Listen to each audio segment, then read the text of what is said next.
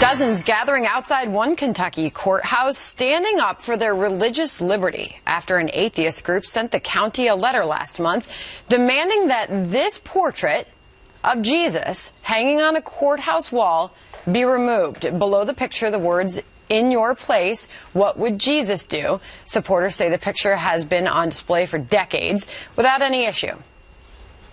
It's time, I believe, for Christians to stand for what they believe in, and the picture of Jesus is not doing anyone any harm in the courthouse. There's some people that want to get rid of God completely, okay?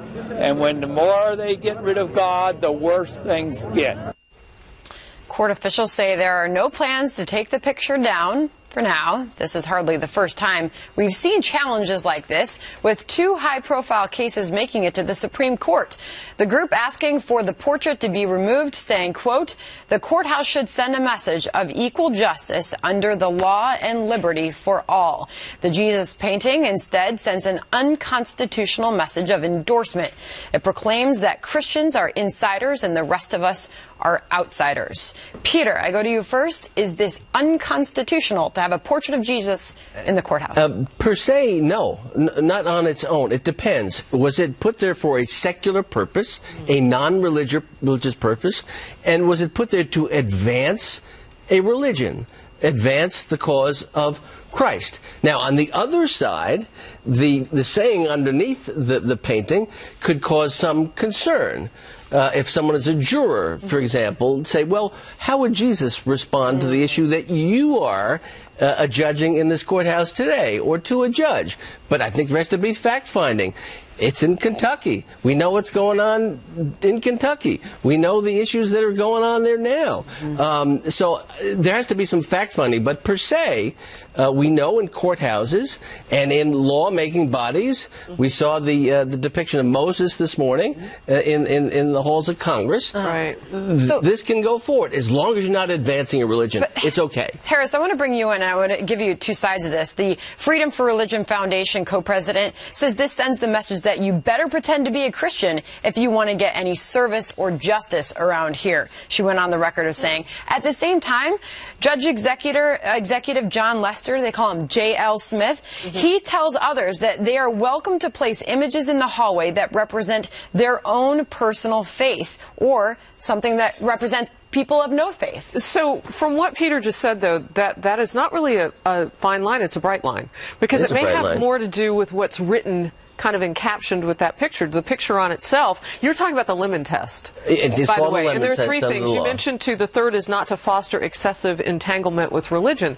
So could you put the picture up in any regard without any writing underneath it, without any caption for it, not a plaque or anything, and would that make it more neutral in this sense? Yeah, in these cases, folks will try and say this is really a historical rendition, that this is an art exhibition, or a universal symbol of peace and love, or we have various symbols of peace and justice. Sure. And we have a depiction of Muhammad. We have a depiction of Moses. We have a depiction of Solomon, of lawgivers, and it's done in that particular context. If it's done to say, go to church, go to the Methodist Church, go to the Baptist Church, go to the Catholic Church, then obviously that is unconstitutional. Can I jump in here for a second? Because you're giving some really great, I think, legal arguments about, you know, where we're at with this.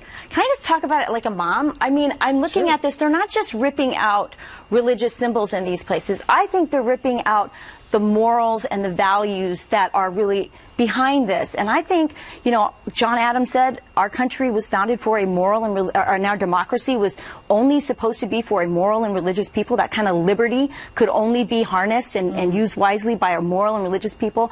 As a mom, it is becoming so hard to teach our kids right from wrong because there's nothing left in our culture to guide them. And I would say that in a vacuum, you get nihilism, you get the extremism that the Pope was talking about, that's so dangerous. We have to be careful, I think, as a culture about what we're doing, that it's more than just the images.